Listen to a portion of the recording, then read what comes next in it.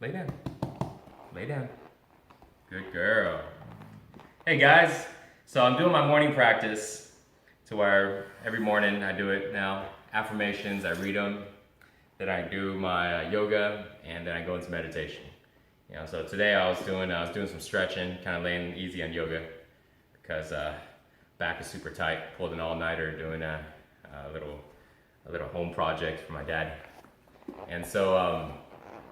But I was stretching here, and then I was thinking, as I was thinking about, I had this understanding about explaining fear and love. Like worries and problems and fear and happiness, and how it blocks our ability to feel happy, to be joyous. So I'll make a quick video explaining that to you while I'm still sitting here. And so the energy of fear, it's not just like hypothetically, like, just in our thoughts. Oh, there's energy all around us, but I'm not aware of it. I can't feel it. I can't see it. I can't smell it. It's not that. You're totally experiencing it, And so when you feel fear, when you feel like anger is fear, being nervous is fear, right? Being frustrated is fear, stress is fear, being depressed is all fear. It's all under this fear umbrella.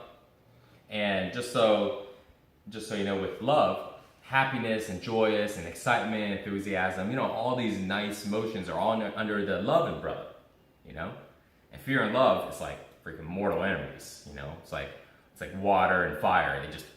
They can't stay in one spot. One's gonna put out the other. And so it's an actual energy. And so therefore, it's not just hypothetically, when you feel fear, you actually feel it in your body. It's actually an energy in your body. Just like when you're mad, it doesn't feel like normal. Your body gets all heated up, you feel tightness, and you can see the change in the way you think and how you act towards people.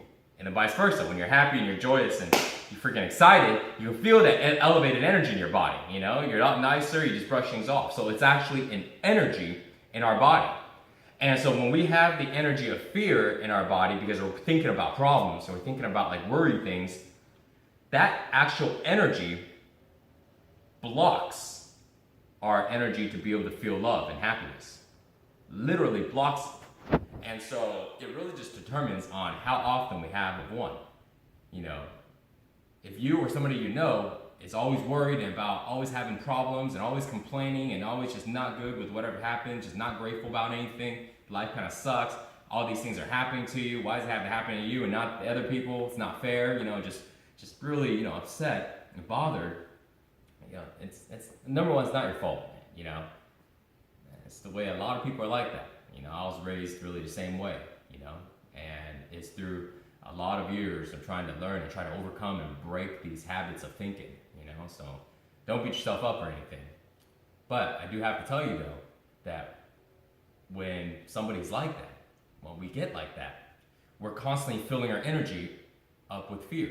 We're constantly filling our body and our thoughts up with fear. And the more we have that energy literally blocks our energy of love and of happiness and joy. It blocks it. Just like I set a fire here in front of you. If I put water on it, the water is gonna block the fire straight up, put it out. Or if I have water right here, I put it in a fire at it, it will evaporate the water, take it out. Fear directly blocks our ability to love and to feel happy. And so if we're always thinking of these things, then we can't be happy. And so if we can't be happy, it becomes really tough to feel joy. We end up not feeling much. We end up like robots. Our life is just kind of this flat line. We exist, we do what we do, and we have our little bit of happiness kind of throughout, dropping it here and there like little raindrops, but we don't really even feel it. And so what I'm saying is we need to understand that this is happening. And so this way we can go ahead and do something about it. If we think this is just the way life is, life is just this, it's normal to feel this, it's normal to feel that, normal to be upset all the time, it ain't normal. And it stops our ability to be happy. Literally the energy does. So, what to do? There's actually tons and tons of steps to do, but one thing I do in the morning time to really help myself to overcome that, because I'm like everybody else, But this has really helped out a lot. I do my morning little practice. I wrote down a 2-page memorandum. It's positive affirmations, basically who I want to be, how do I want to see life, how do I want to feel, how do I want to treat people, what are my goals, what are my character traits, and things like that. And I read it every morning. And then right after that, I go into my yoga to go and loosen the tension, release the tension in my body. When we're fearful, when we're angry, when we have stress, it's tension. It's tightness in our body. And so when I do yoga and I stretch out, it loosens it up. It actually literally releases it. If you're mad, you hold on to something and you don't let it go, you're gonna be upset all the time. You gotta release it, But when we're upset and we're pissed off, when we feel that stuff, it's also a chemical reaction in our body. So it's literally in our body too.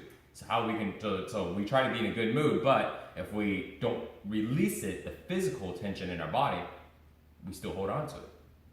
And it's hard to be super happy and joyful, and be loving life when your body is discomforted, when your body's in pain, when your body is tight, when your body's not comfortable. So when I do the meditation, when I do the yoga, it releases it, allows it to calm my body down.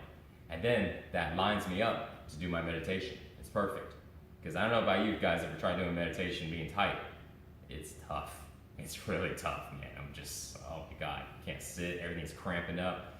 I mean, meditation is tough as it is for people who don't practice it, and trying to do it when you're tight, it's just really tough. So I go right into that meditation afterwards. This way I can release the tension from my body, calm my mind down, and stop having all these thoughts of fear and all these worries and stuff like that. Sets me up for the day. And I do this every morning now, and it's helped big time. And then I read my memorandum that I wrote. I read it about 3 to 5 times a day, just constantly reminding myself. So this way I can go ahead and reprogram my mind to think positive. Because sometimes we try to think positive, right? We try to look on the positive side of things, but our mind is here judging and thinking negative stuff because we're just used to it. Maybe because a lot of negative stuff happened in our life. But that's the past, man. We gotta let it go. We gotta let it go and then create a new future. Create a future of positivity, create a future of being happy. But it's really tough to do that if we're so used to thinking bad, because bad shit has been happening. It ain't like you're making it up. You're just thinking of the truth. These things has happened, that thing happened last week, this thing happened yesterday, and this happened 5 years ago. That's really making my life tough right now. It's the truth. So it's not like it's your fault, It is what it is, it's happened. But we gotta go ahead and reprogram our mind. So this way we can go ahead and let go of those things. Let go of those things, we let go of that fear. Now we don't have that energy in our body. Now when that energy in our body is not there anymore, we brush it all off, get it all off of us, in here and in our body. Now what's left is happiness. What's left is joy. What's left is excitement. What's left is love of life, love for yourself, love for your homies, love for your family and all that. And so